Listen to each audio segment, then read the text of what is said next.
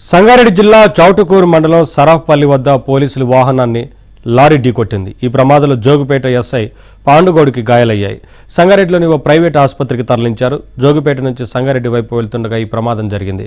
Road పక్కన నిల్చున్న ముగ్గురు వ్యక్తులను గమనించి ఎస్ఐ వారిని ప్రశ్నిస్తుండగా వెనక నుంచి లారీ ఢీకొట్టింది.